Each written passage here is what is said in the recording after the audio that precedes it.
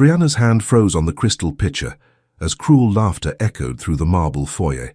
Her fingers trembled, water sloshing dangerously close to the rim as Mrs. Castellano's shrill voice cut through the air like a blade.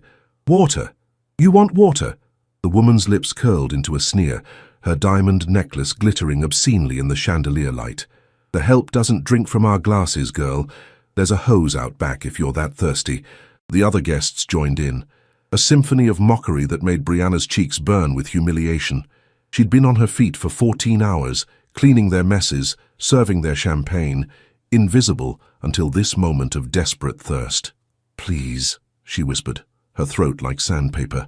You need to remember your place," Mrs. Castellano interrupted, her manicured finger jabbing toward Brianna's chest. The room fell silent, not because of the woman's words, but because of the presence that had materialized behind them. Brianna felt it before she saw him, a shift in the air, a sudden tension that made everyone freeze. The guests' faces drained of color as they turned. Giancarlo Fontana stood in the doorway, his tailored black suit pristine, his expression carved from ice. The tattoo on his neck, an intricate design that disappeared beneath his collar, seemed to pulse with barely contained fury. "Did I hear correctly?" His voice was silk wrapped around steel, each word precisely measured. "You denied my employee water in my home? If you want to discover how this story began and what happened after this moment of reckoning, subscribe to the channel and leave a comment sharing where you're watching from. Each view helps bring more stories like this one to life. Now, let's go back to where it all started. 3 weeks earlier, Brianna Lewis had stood outside the iron gates of the Fontana estate, her resume clutched in sweating palms and her heart hammering against her ribs. The mansion loomed before her like something from another world, all white stone and towering columns, with manicured gardens that probably cost more to maintain than she earned in a year. She couldn't afford to mess this up.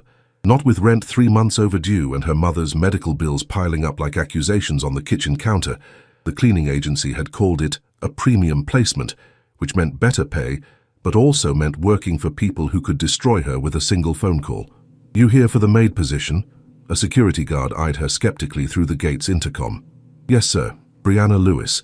I have an appointment with Mrs. Chen, the head housekeeper." The gate swung open with a mechanical hum that sounded almost ominous.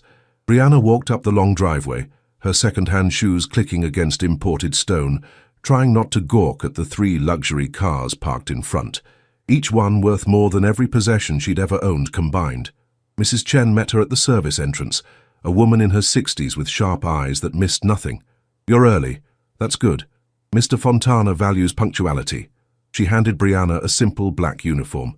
"Change quickly. There's a luncheon today and we're short-staffed." "Mr. Fontana, he's home?" Brianna asked, her voice barely above a whisper. She'd heard rumors about Giancarlo Fontana, whispers about his family's import business, and the way rival companies seemed to mysteriously fold after crossing him. "He's always home when he wants to be," Mrs. Chen replied cryptically. "Head down, work hard, don't ask questions. Those are the rules for survival here."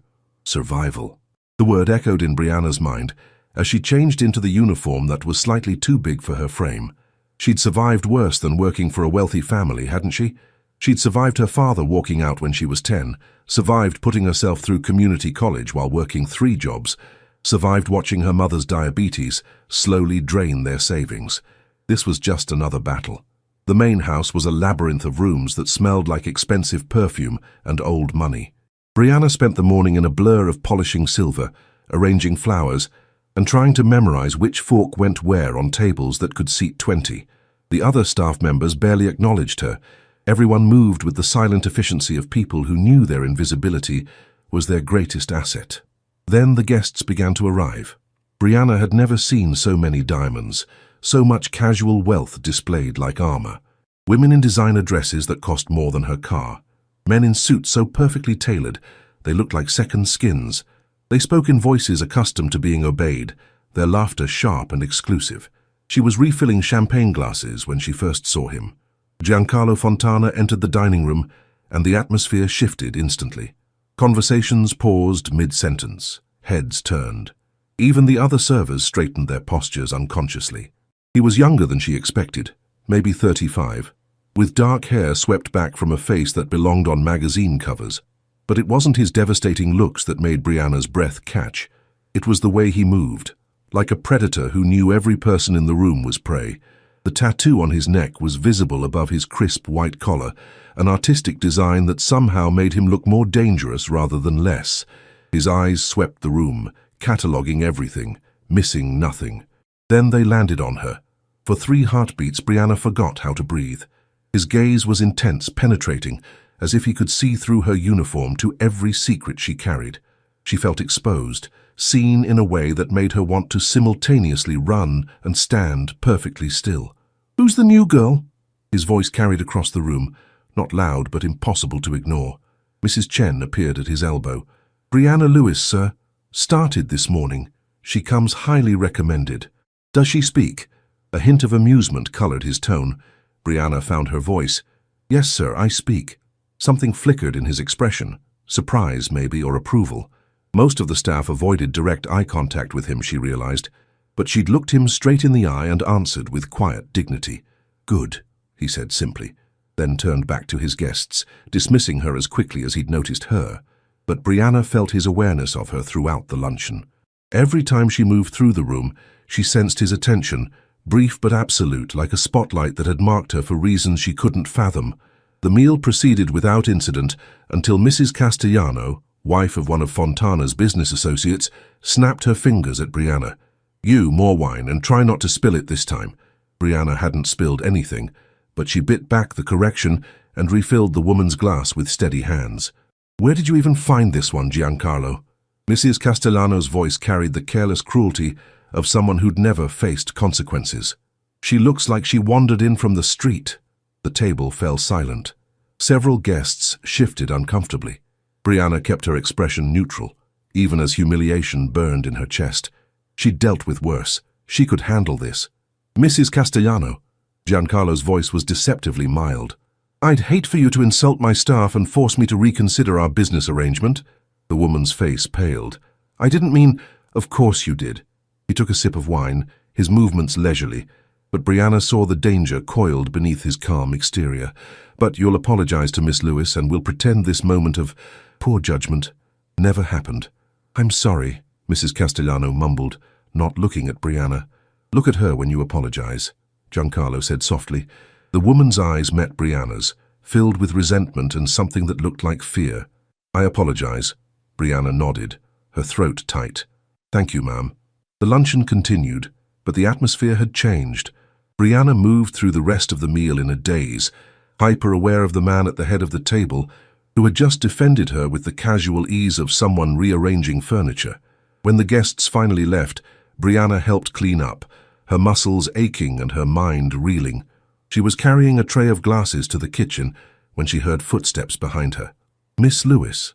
She turned.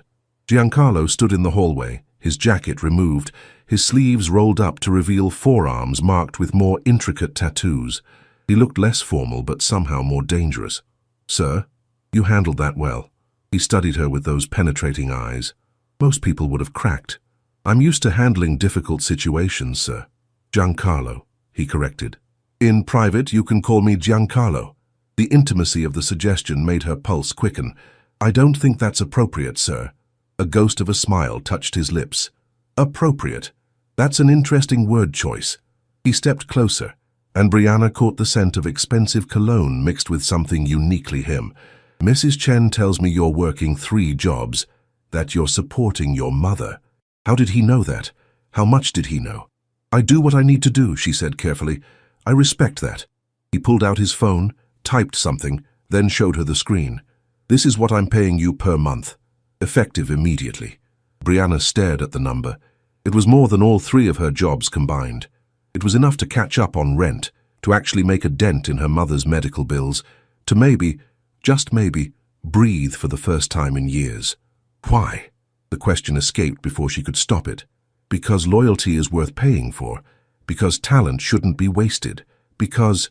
He paused, his gaze holding hers with an intensity that made her skin tingle. "Because I take care of what's mine." The possessiveness in his tone should have frightened her. Instead, it sent a shiver down her spine that had nothing to do with fear.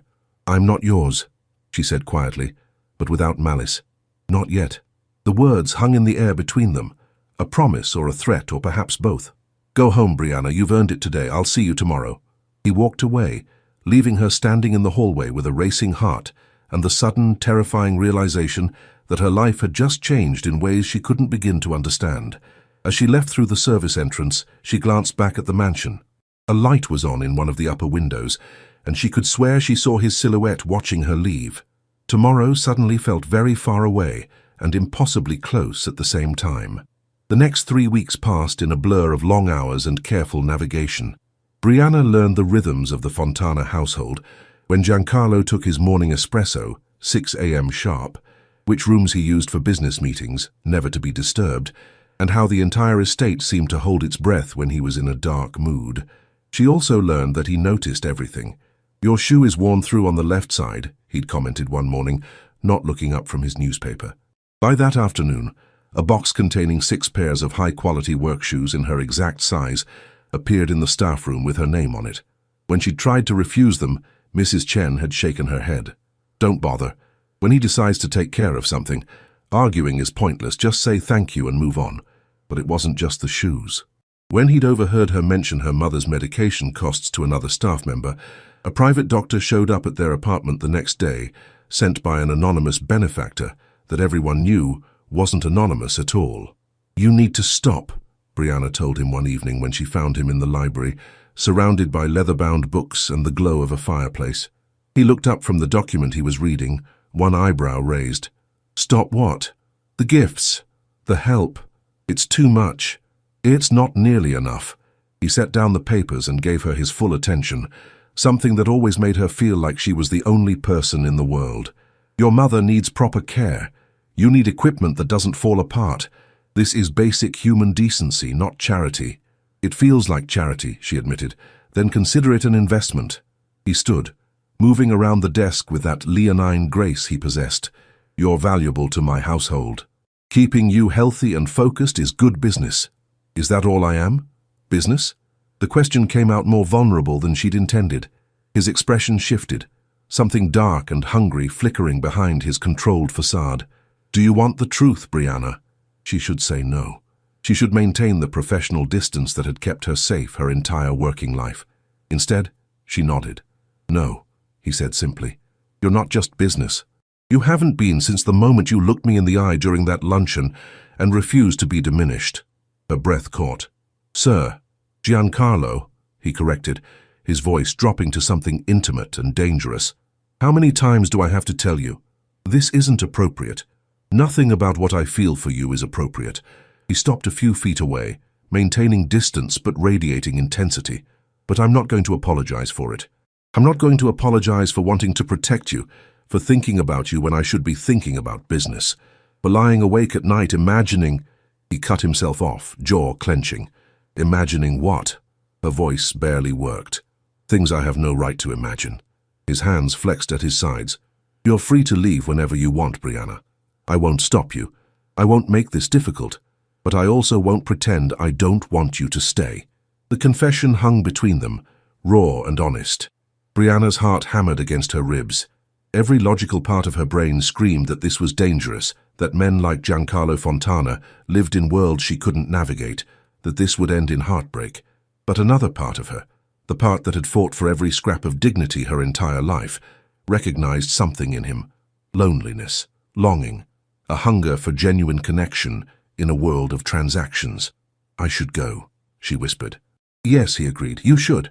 Neither of them moved. The moment stretched, electric and impossible. Then the library door burst open. Marco, one of Giancarlo's senior men, stood in the doorway, his expression grim. "Boss, we have a situation.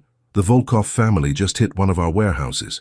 Giancarlo's entire demeanor shifted instantly, from vulnerable to dangerous in the span of a heartbeat. "Casualties? 3 injured, none dead. But they left a message. I'll be right there." He turned back to Brianna, his eyes still soft despite the steel that had entered his posture. "Go home. And Brianna, lock your doors tonight." Fear spiked through her. "What does that mean?" "It means the world I live in just got more dangerous." He reached out, his fingers ghosting near her cheek but not quite touching. "And you're in it now, whether either of us planned for that or not." He left with Marco, and Brianna stood alone in the library, her whole body trembling. She'd known abstractly that Giancarlo was involved in dangerous business, but the reality of it, the sudden violence, the easy talk of casualties, made her previous life seem impossibly naive. She should quit. She should walk away while she still could. Instead, she found herself worrying about him, about whether he'd be safe, about what more dangerous actually meant. Mrs. Chen drove her home that night in one of the estate's cars, something that had never happened before. "There'll be security outside your building for the next few days," the older woman said. "Don't be alarmed." "Security? Why would I need—" "Because Mr. Fontana would never forgive himself if something happened to you." Mrs. Chen pulled up to Brianna's modest apartment building. "He doesn't let many people in, Miss Lewis. The fact that he's let you close enough to worry about? That's not nothing." Brianna lay awake that night, watching unfamiliar shadows cross her ceiling and listening for sounds that didn't belong. Around 3 a.m., her phone buzzed. "Unknown number. Just checking that you made it home safely. G." Her fingers hovered over the keyboard. She should ignore it, should maintain boundaries, should protect herself. "Brianna, I'm safe. Are you?" 3 dots appeared, then disappeared, then appeared again. G. Worried about me. Brianna, maybe. G. I'm fine. The situation is contained. But Brianna? Brianna, yes. G. Thank you for asking. Most people don't. She stared at those words, at the loneliness embedded in them, and felt something in her chest crack open. The next morning, she arrived at the estate to find the staff in hushed, anxious conversation. Giancarlo had been in meetings all night. No one had seen him emerge from his office. Brianna made espresso the way he liked it, strong, no sugar, and carried it upstairs before she could talk herself out of it. His office door was closed, but she knocked anyway. "Enter." He sat behind a massive desk, still in yesterday's clothes, his eyes shadowed with exhaustion but alert. Documents covered every surface. 2 of his men stood guard by the windows. "Gentlemen, give us a moment," he said without taking his eyes off Brianna. They left immediately, closing the door behind them. "You should be downstairs," Giancarlo said, but there was no bite to it. "You should be sleeping." She set the espresso on his desk. "You look terrible." A surprised laugh escaped him. "No one talks to me like that." "Maybe they should." She moved to the windows, looking out at the gardens where sunlight made everything seem peaceful and safe. A beautiful lie. "Is it over? The danger?" "No." His honesty was refreshing and terrifying. "I've made arrangements. The Volkov family won't bother us again, but there are always others. This life doesn't stop, Brianna. It doesn't get safer. It only gets more complicated. Then why do it? Because it's who I am, who I've always been." He stood, moving to stand beside her at the window. "My father built this empire from nothing. I've spent my life protecting it, expanding it. This is my legacy, for better or worse. Does it ever feel lonely?" The question came out softer than she intended. He turned to look at her, his expression raw. Every single day, until recently, her breath caught. "Giancarlo!" An explosion rocked the building. Brianna stumbled. Giancarlo's arms caught her instantly, pulling her against his chest as alarms began wailing throughout the estate. He was already moving, dragging her away from the windows, his body positioned protectively between her and any potential threat. "Stay low." His voice cut through her panic. He pulled out his phone, barking orders in rapid Italian. Within seconds, his men flooded the hallway. "The south gate," someone reported. "Car bomb, 2 casualties. It's the Volkov family. They're sending a message." Giancarlo's expression turned to ice. "Get everyone to the safe room, now." His eyes found Brianna's, especially her. "I don't understand what's happening. I'll explain everything, but right now I need you to trust me." His hands framed her face, his touch gentle despite the chaos erupting around them. "Can you do that, Bella? Can you trust me?" Looking into his eyes, seeing the fierce protectiveness there, the genuine fear for her, Brianna realized she'd already made her choice weeks ago. Maybe even that first day when he'd defended her against Mrs. Castellano. "Yes," she whispered, "I trust you." Something fierce and possessive flared in his expression. Then he was moving again, his hand locked around hers, leading her through hidden corridors she'd never known existed. The safe room was a reinforced bunker beneath the mansion, where the entire household staff huddled in frightened silence. Giancarlo deposited Brianna there, his eyes scanning her face as if memorizing it. "Don't leave this room until I come back for you. Promise me. Where are you going? To end this." The darkness in his voice made her shiver. "So you'll never have to be afraid again." He kissed her forehead, quick, fierce, claiming, and then he was gone, the heavy door sealing shut behind him. Brianna touched her forehead where his lips had been, her heart racing, her world tilted completely off its axis. In the space of minutes, everything had changed. She was no longer just the maid in his household. She was someone he protected, someone he claimed, someone who, God help her, wanted to be claimed by him. Outside, she could hear muffled shouts, the sound of vehicles arriving. Mrs. Chen sat beside her, taking her hand. "He'll come back," the older woman said with surprising certainty. "He always does, especially now that he has something worth coming back to." Brianna closed her eyes and prayed she was right. 4 hours passed before the safe room door opened. Giancarlo stood in the entrance, blood on his shirt collar but otherwise unharmed. His eyes found Brianna immediately, and the relief that flooded his expression was so raw it made her chest ache. "Everyone can return to their quarters," he announced. "The threat has been neutralized."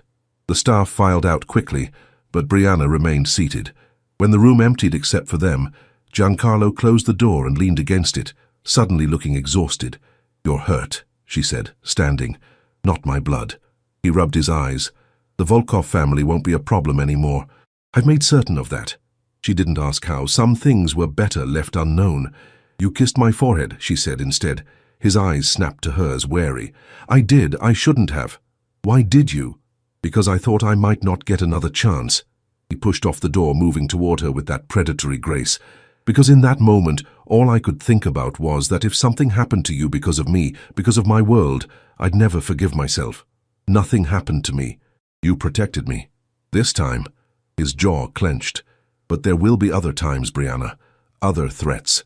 This is what my life looks like. Violence, danger, constant vigilance. You should run from this, from me." "What if I don't want to run?" The words hung between them, loaded with implications neither could take back. "Don't say things you don't mean," he said roughly. "I never do." She stepped closer, her heart pounding, but her resolve steady. "You said you wanted the truth? Here's mine. I'm terrified of this world, of what I'm feeling, of how fast this is happening. But I'm more afraid of walking away and spending the rest of my life wondering what if." His control shattered. In 2 steps, he was in front of her, his hands cupping her face with a gentleness that contradicted the intensity in his eyes. "If we do this, if we cross this line, there's no going back. I don't do casual, Brianna. I don't share. If you're mine, you're mine. Completely." She should be intimidated by the possessiveness in his voice. Instead, heat pooled low in her belly. "And if you're mine?" she challenged softly. Something like joy flashed across his face. "Then I'm the luckiest bastard alive." He kissed her, not the gentle, chaste kiss she might have expected, but something consuming and desperate. His lips claimed hers with a hunger that spoke of weeks of restraint, finally breaking. Brianna melted into him, her hands fisting in his blood-stained shirt, rising on her toes to meet his intensity with her own. When they finally broke apart, both breathing hard, Giancarlo rested his forehead against hers. "Dio," he murmured, "you're going to destroy me." "Good," she whispered back, "because you're already destroying me." He laughed, a real, genuine sound she'd rarely heard from him. "Come on, let's get you out of this bunker. I need to shower, and then we need to talk." Really talk. They emerged into early evening light. The mansion showed signs of the attack, scorch marks near the south gate, broken windows, staff cleaning up debris. But there was also a sense of resolution. Whatever Giancarlo had done, it had worked. He took her to his private quarters, a sprawling suite she'd cleaned but never occupied. The space was masculine and elegant, with floor-to-ceiling windows overlooking the estate. "Wait here," he said, disappearing into the bathroom. Brianna wandered the room, taking in details.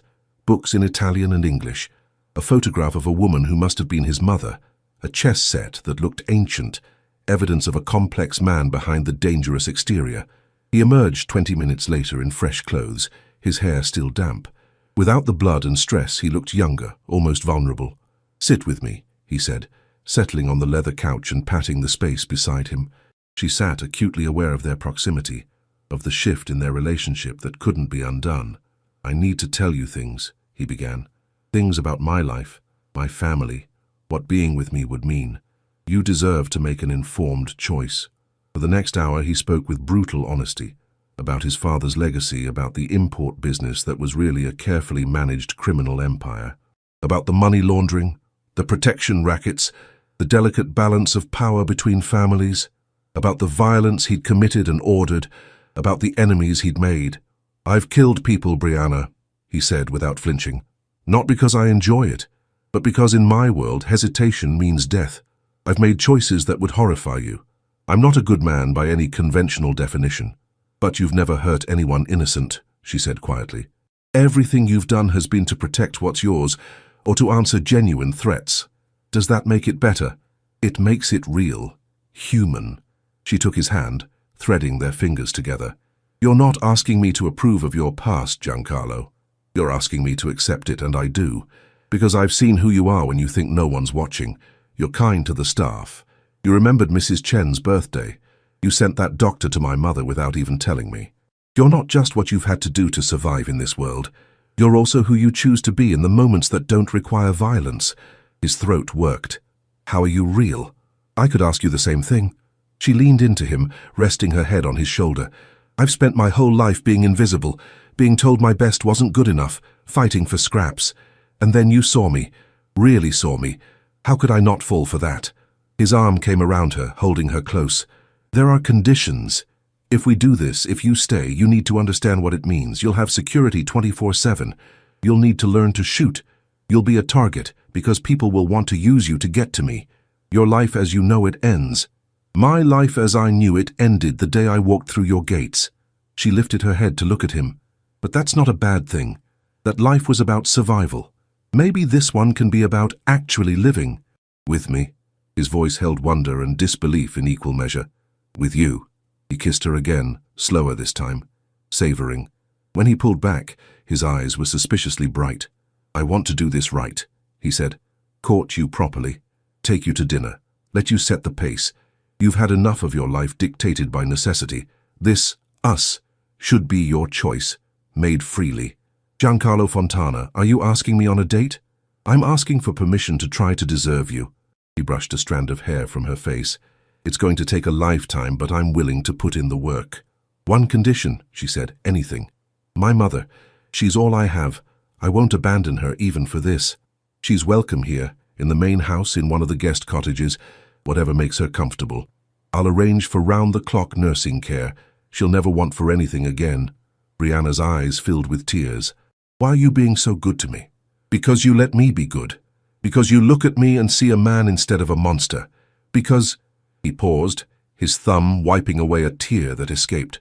"Because I'm falling in love with you, Brianna Lewis, and I don't know how to do that halfway." "Good," she whispered, "because I don't either." They sat together as evening turned to night, talking about everything and nothing. He told her about growing up as a mob prince, about the pressure and expectations. She told him about her mother's illness, about the fear of never being enough. They shared their scars and found comfort in each other's understanding. Around midnight, Mrs. Chen knocked softly. "Dinner is ready when you are, sir." Giancarlo looked at Brianna. "Hungry?" "Starving." They ate on his private terrace, under strings of lights with the city glittering in the distance. It felt intimate and surreal, her in borrowed clothes, him in casual comfort, the weight of the day slowly lifting. "Tell me something you've always wanted to do but never had the chance," he said over tiramisu. "Travel, see the ocean from somewhere that isn't a postcard." She laughed self-consciously. "It sounds stupid. It sounds beautiful. Where would you want to go first?" "Italy, maybe, since you're always speaking Italian when you think no one's listening." His expression softened. "I could take you to my mother's hometown. It's a small village in Tuscany. She used to tell me stories about it before she died. I'd like that someday." "Soon," he promised. "When things settle, I'll show you the world, Bella. Every place you've ever dreamed of." They talked until the early morning hours, discovering each other's quirks and dreams. Brianna learned he loved old movies and could quote entire scenes from The Godfather, despite hating the comparison. Giancarlo discovered she could draw beautifully, but had given it up because art supplies were a luxury she couldn't afford. "First thing tomorrow, I'm buying you every art supply you could possibly need, he declared. You don't have to. I want to. His eyes were serious. Let me do this, Brianna. Let me give you the things you've denied yourself for so long. Not because you need saving, but because you deserve beauty in your life. How could she argue with that? Eventually, exhaustion claimed them both. Giancarlo insisted on having a driver take her home, even though she protested it was unnecessary. Humor me, he said at the door to his suite. I need to know you're safe. Okay. She kissed him goodnight, a soft, sweet kiss that felt like a promise. As she was leaving, he caught her hand. Brianna? Thank you. For what? For staying. For not running when you saw what I really am. For... His voice caught. For making me feel like I could be more than what I was born into. She squeezed his hand. You already are more. You just needed someone to remind you. The drive home felt like floating. Brianna touched her lips, still feeling his kiss, her heart full of terrifying hope. This was crazy, reckless, everything she'd always avoided. It was also the most alive she'd ever felt. Her phone buzzed as she entered her apartment. G. Sleep well, beautiful. Tomorrow, I start trying to deserve you. She smiled, typing back. Brianna, you already do. Sweet dreams, Giancarlo. G. Only if they're about you. Brianna fell asleep with her phone clutched to her chest, dreaming of Tuscan villages and a man whose darkness didn't frighten her because she could see the light he kept hidden underneath. Tomorrow, everything would change again, but tonight, for the first time in years, she went to bed happy. The next 3 weeks were a blur of careful courtship and growing intimacy. Giancarlo was true to his word. He courted her properly, taking her to exclusive restaurants where they had private rooms, sending flowers to her apartment, leaving little notes for her to find during her work. He somehow managed to make her feel both protected and independent, valued and respected. But the fairy tale couldn't last forever. It was a Tuesday afternoon when everything shattered. Brianna was in Giancarlo's office, bringing him lunch as had become their routine, when his phone rang. His expression changed instantly as he looked at the caller ID. I need to take this, he said, his voice tight. Wait outside? She nodded, stepping into the hallway. But the walls were thin, and she couldn't help overhearing fragments. No choice. The deal was arranged years ago. Sofia Castellano. Father insists. Merger. Brianna's blood ran cold. Sofia Castellano, Mrs. Castellano's daughter, the same family who had humiliated her that first day. When Giancarlo emerged 15 minutes later, his face was drawn. What was that about? She tried to keep her voice light. Business. Nothing you need to worry about. But something in his tone felt wrong, evasive. For the first time since they'd started this relationship, he wasn't looking her in the eye. Giancarlo, I have meetings all afternoon. I'll see you at dinner. He kissed her forehead, that gesture that had become theirs, but it felt perfunctory rather than loving. Brianna spent the rest of the day with a growing sense of unease. She tried to dismiss it as paranoia, but she couldn't shake the feeling that something fundamental had shifted. That evening, she arrived at the usual dinner spot to find Sofia Castellano sitting beside Giancarlo. The young woman was beautiful in the way of people born to wealth, polished, confident, dripping in designer labels. She touched Giancarlo's arm possessively as she laughed at something he said. Brianna stood frozen in the doorway. Giancarlo's eyes found hers, and the guilt in them told her everything she needed to know. Brianna, he stood quickly. This isn't an arranged marriage, Sofia interrupted, her smile sharp. Daddy didn't tell you. Giancarlo and I have been promised to each other since we were children. The wedding is in 3 months. The world tilted. Brianna gripped the doorframe for support. Is this true? Her voice came out steady despite the breaking happening inside her chest. It's complicated, Giancarlo said, moving toward her. That's not an answer. Yes. The word fell between them like a stone. But it doesn't change what we have. It changes everything. Tears burned her eyes, but she refused to let them fall. Not here. Not in front of Sofia's triumphant smile. You lied to me. I never lied. I just didn't tell me you were engaged? Her laugh was bitter. That's called lying by omission, Giancarlo. That's called making me believe I was someone special, when really I was just a distraction before you married the woman your father picked out. You are special. You're everything. I'm the help, she interrupted, the old humiliation flooding back. I was stupid to forget that, to think someone like me could actually be with someone like you. Don't say that. Don't reduce what we have to... What do we have? She finally let the tears fall. You'll marry her. You'll build your empire. And I'll still be cleaning your house, serving your champagne, invisible again, except when you want a distraction from your perfect arranged life. That's not fair. No, what's not fair is making me fall in love with you when you knew it couldn't go anywhere. The confession burst out of her, raw and painful. What's not fair is letting me believe in something real when you were planning your wedding the whole time. Sophia was watching the scene with barely concealed glee. Giancarlo looked shattered, reaching for Brianna. Don't touch me. She stepped back. Don't ever touch me again. Brianna, please, let me explain. There are things you don't understand about my world, about obligations. Oh, I understand perfectly. I just forgot my place for a while. Thank you for the reminder. She pulled off the delicate bracelet he'd given her the week before and set it on the nearest table. I quit. Effective immediately. You can't quit. Watch me. She turned to leave, then paused, looking back at him one last time. The devastation on his face almost broke her resolve. Almost. I hope you'll be very happy together, Mr. Fontana. You deserve each other. She left before he could respond, practically running through the mansion, ignoring Mrs. Chen's concerned calls. She made it to her car before the sobs overtook her, heaving and raw, the kind that felt like they might never stop. How had she been so stupid? How had she let herself believe in fairy tales? Her phone rang constantly as she drove home, Giancarlo's name flashing again and again. She finally turned it off, but when she arrived at her apartment, he was there, waiting outside her door. Go away, she said, fumbling with her keys. Not until you let me explain. There's nothing to explain. You're getting married. End of story.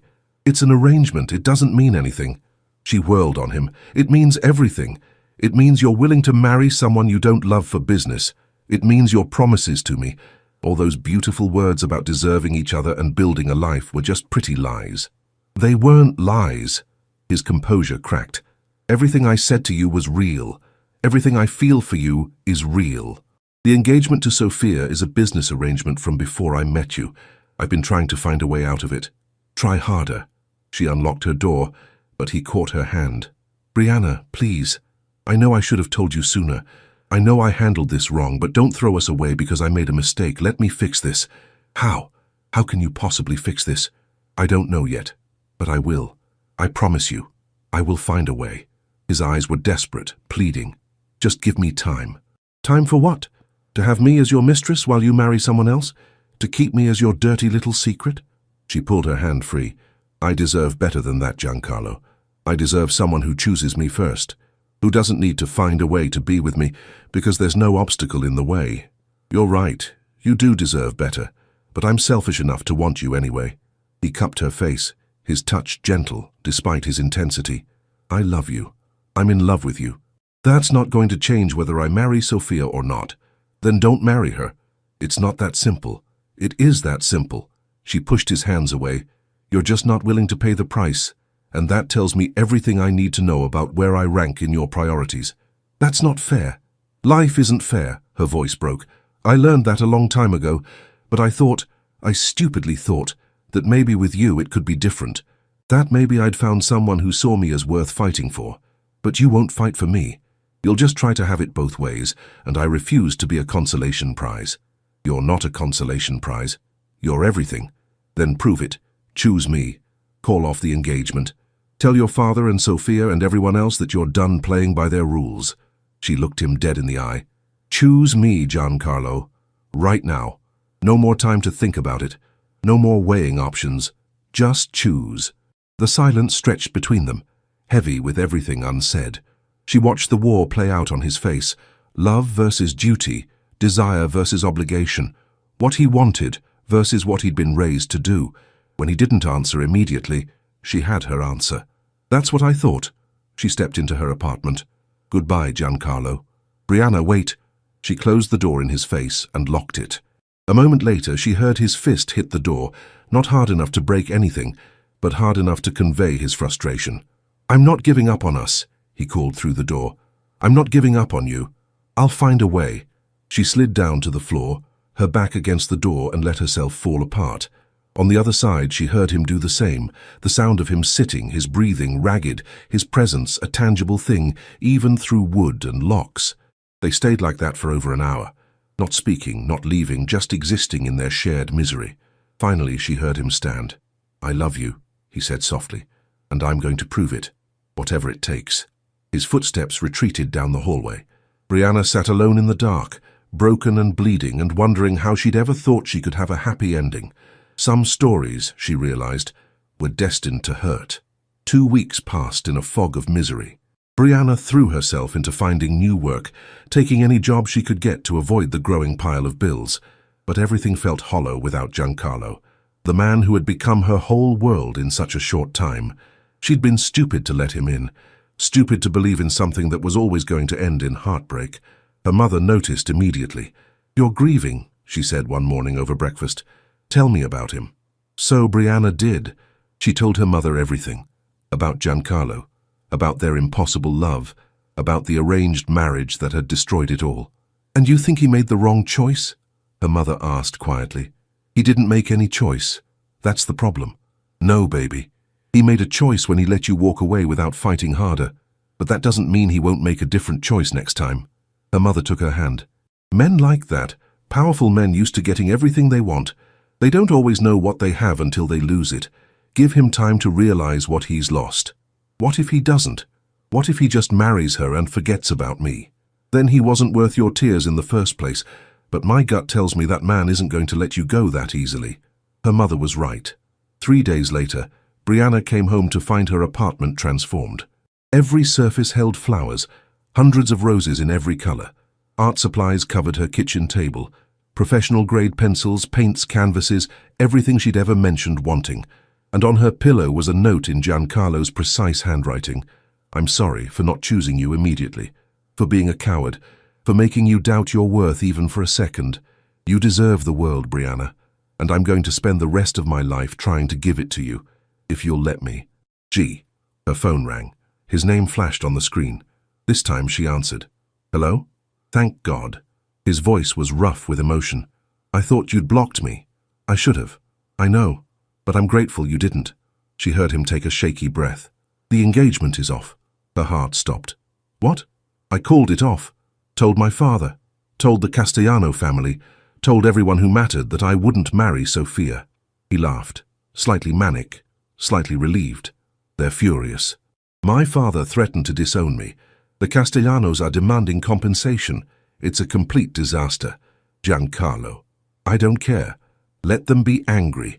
Let them demand whatever they want. None of it matters compared to losing you." His voice dropped to something intimate and fierce. "You asked me to choose, Brianna. I'm choosing. I choose you. Today, tomorrow, for the rest of my life if you'll have me, only you." Tears streamed down her face. "What about your obligations, your father's expectations, everything you said about your world not being simple?" I lied to myself about what mattered. I convinced myself that duty came first, that I could have it all if I just figured out the right angle. But you were right, it is that simple. Either I want to be with you or I don't. And I do. More than anything. She heard rustling, as if he was moving. "Where are you?" "I'm coming over. I'm home. I'll be there in 10 minutes. He made it in 7. When she opened the door, he looked like he'd been through hell. Unshaven, exhausted, his eyes red-rimmed. But when he saw her, relief flooded his expression so completely, it took her breath away. "Hi," he said softly. "Hi. Can I come in?" She stepped aside and he entered, taking in the flowers and art supplies with a small smile. "You got my gifts." "It's too much. It's not nearly enough." He turned to face her, and suddenly all the space between them felt impossible to maintain.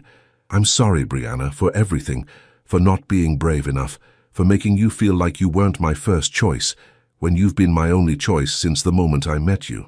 I was so angry at you," she whispered. "You had every right to be. I was a coward. I let my father's expectations and my family's legacy matter more than the woman I love. It took losing you to realize that none of that, the empire, the respect, the power, means anything without you." He reached into his pocket and pulled out a small velvet box. Brianna's breath caught. "I'm not asking you to marry me," he said quickly, seeing her panic. "Not yet. I know we need time. I know you need to trust me again, but I want you to have this as a promise."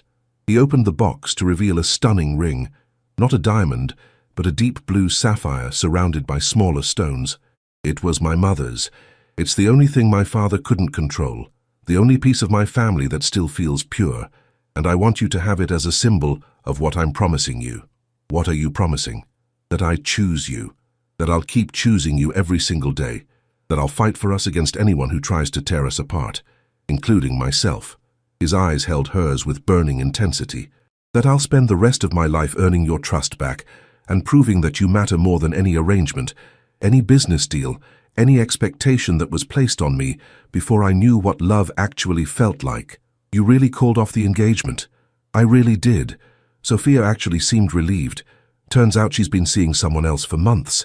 The business consequences are still being sorted out, but I don't care. Let them sue me. Let them try to destroy me. As long as I have you, none of it matters. Brianna's walls crumbled completely.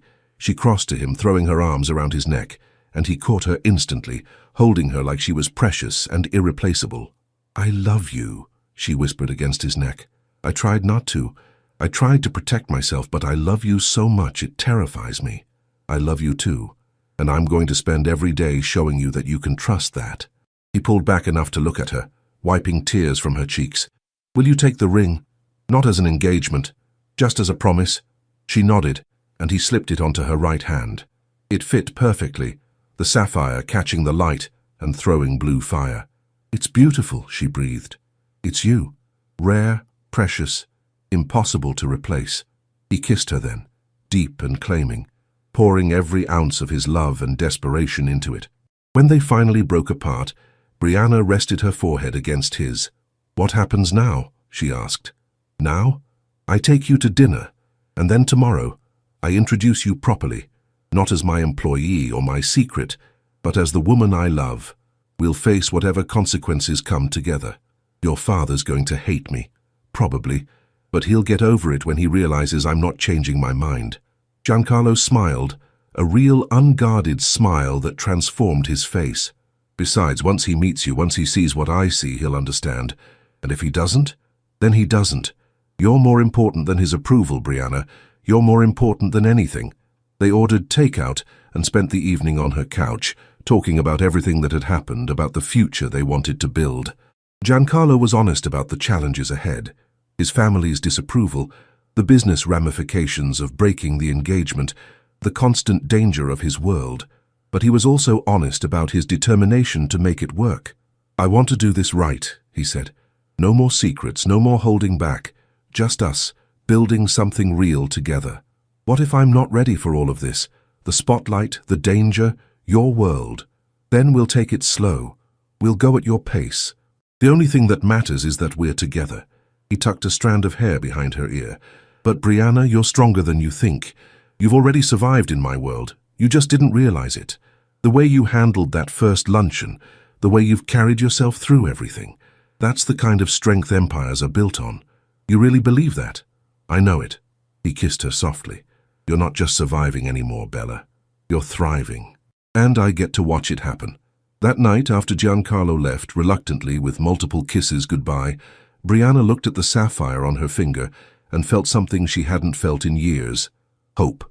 Real, tangible hope that maybe, just maybe, she was allowed to have this. That fairy tales could come true even for girls who'd spent their whole lives invisible. Her phone buzzed. G. Already missing you. Sweet dreams, my love. Brianna. Sweet dreams. And Giancarlo? G. Yes? Brianna. Thank you for choosing me. G. Every single time. Without hesitation. You're it for me, Brianna Lewis. She fell asleep with a smile on her face, the sapphire catching moonlight, and her heart finally blessedly whole. Tomorrow would bring new challenges, but they'd face them together, and that made all the difference. 2 years later, Brianna stood in the gardens of the Fontana estate, her estate now, watching the sun set over grounds that had once felt impossible and foreign. She wore a simple white dress, the sapphire ring now accompanied by a wedding band, and cradled her 8-month pregnant belly with one hand. So much had changed. Giancarlo's father had eventually come around, especially after seeing how happy his son was. The business had adapted, finding new alliances and partnerships that didn't require arranged marriages, and Brianna had discovered that she was exactly as strong as Giancarlo had always believed, strong enough to stand beside him, strong enough to become a true partner in every sense. She'd also discovered her own power. The art she'd started creating again had caught the attention of a gallery owner. Her first show was next month, and the proceeds were going to a foundation she'd started, providing scholarships and support for women in situations like her old one. Her mother lived in one of the guest houses now, healthy and happy, with round-the-clock care that had transformed her life. And Brianna? She was happier than she'd ever imagined possible. Strong arms wrapped around her from behind, pulling her back against a solid chest. Giancarlo's hands covered hers on her belly, his chin resting on her shoulder. "There you are," he murmured. "I've been looking for you. Just thinking. About that first day, when Mrs. Castellano made fun of me for asking for water." She felt him tense slightly. "That woman is no longer welcome in our home." "I know, but I'm not upset about it anymore." She turned in his arms, looking up at the man who had changed her entire world. "If that hadn't happened, if you hadn't stood up for me that day, maybe none of this would have happened. Maybe we wouldn't be here. We would have found each other eventually." He kissed her forehead, that gesture that was entirely theirs. "Some things are inevitable." "You really believe that?"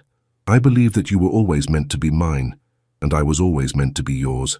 His hands cupped her face with infinite tenderness. "I believe that every moment of my life before you was just preparation for the moment you walked through my gates, and every moment since has been learning how to deserve you." "You deserve me," she said firmly. "We deserve each other." "Yes."